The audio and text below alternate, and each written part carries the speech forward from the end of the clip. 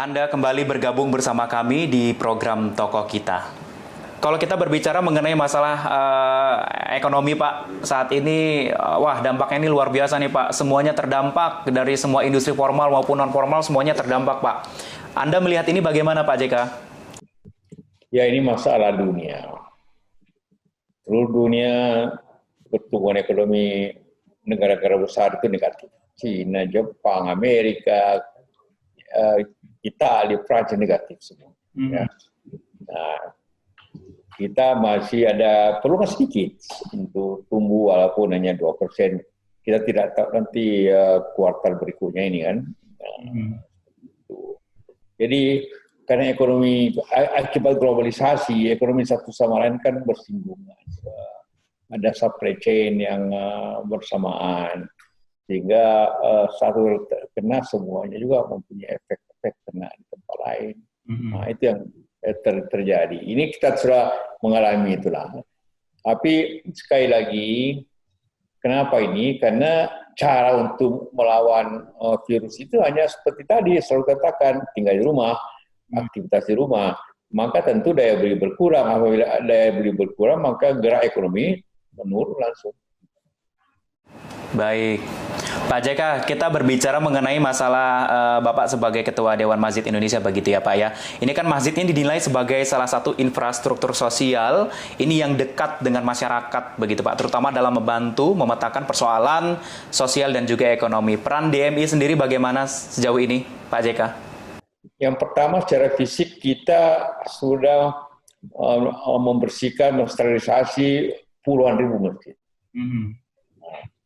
Kita sudah mengirimkan alat-alat pembersih ratusan ribu masjid sudah kita kirim. Jadi semua itu untuk pertama menjaga kebersihan masjid, menjaga masjid itu tidak tempat penularan. Walaupun sebagian besar masjid tidak berfungsi ibadah pada bulan Ramadan ini. Dua, kita tetap mengharapkan, mengimbau agar masjid tetap menjalankan fungsi sosial dan khususnya dari bidang kesejahteraan masyarakat. Jadi pengaturan bantuan masyarakat lewat masjid, juga yang mampu jamaah membantu yang tidak mampu, juga mengatur pembagian kebutuhan pokok, sembako kepada masyarakat sekitarnya. Itu kita harap dilakukan di masjid. Jadi memang sudah banyak yang dilakukan oleh DMI ya Pak ya.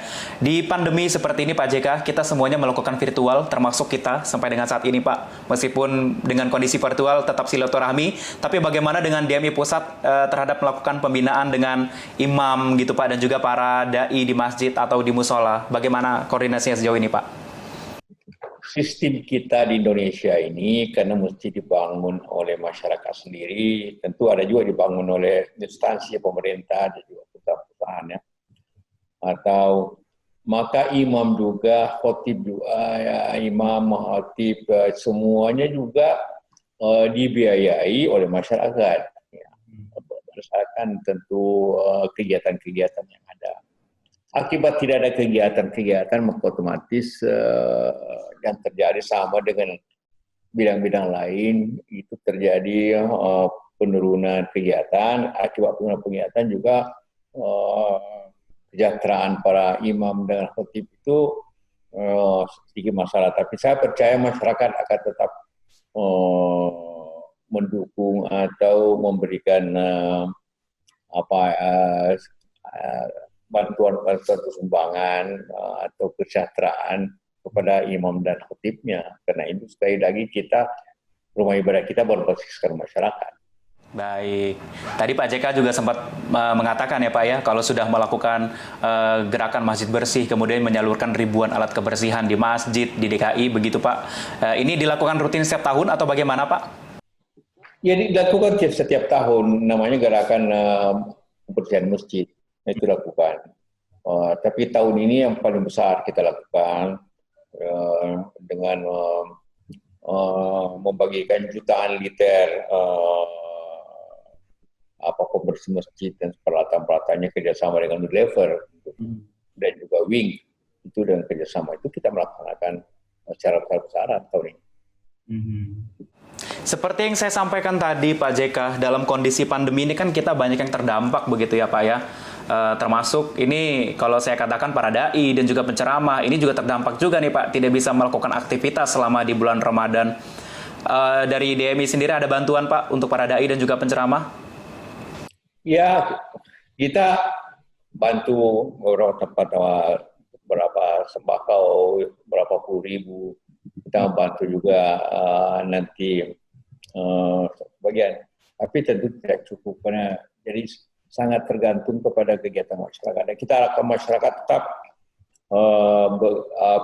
membantu para dai, para imam yang ada. Sekali lagi saya ingin ulangi bahwa masjid kita di Indonesia ini berbasis masyarakat, berbeda dengan masjid di negara-negara lain seperti Malaysia, di Brunei, di Saudi atau Kuwait, negara Timur Tengah. Itu semua masjid itu diatur oleh pemerintah, dibantu oleh pemerintah, kita tidak.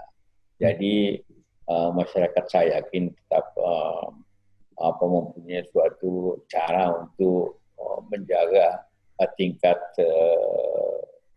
kesejahteraan para dai dan mubalik serta imam itu. Iya. Di DKI Jakarta hampir semua zona merah, Pak. Berarti kalau kita tadi berkaitan dengan yang kita sampaikan tadi, kalau untuk zona merah, masjid seharusnya tidak melakukan ibadah di masjid, begitu ya Pak ya?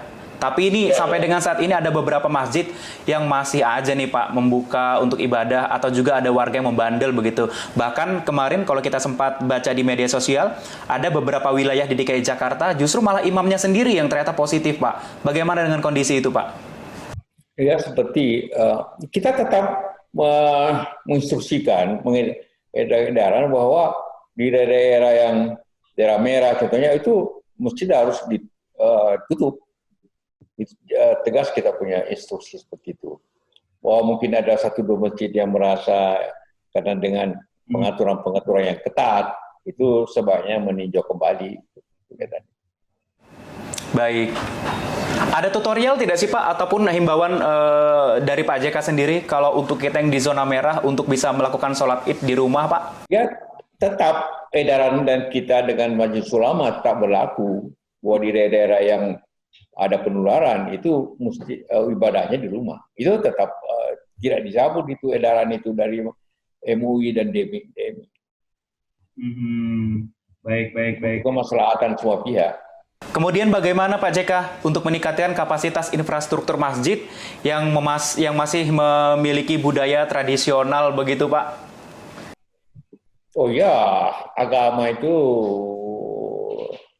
ada sesuatu yang baku, yang mungkin dianggapnya itu tradisional, tapi memang begitu hukumnya agama yang wajib itu harus begitu. Ada juga memang sistemnya lebih berubah juga sesuai dengan keadaan. Ya disesuaikanlah dengan situasi yang ada di wilayah-wilayah tersebut. Cara-cara ibadah juga sesuai dengan paham-paham yang ada di masyarakat. Kita tidak mencampuri itu. Selama ada daerah yang suka zikir, ada yang beberapa lah seperti itu. Jangan beranjak pemirsa JAK TV dimanapun Anda berada, kita akan melanjutkan kembali perbincangan kita bersama dengan Bapak Yusuf Kalla, tentunya usai jeda pariwara yang satu ini.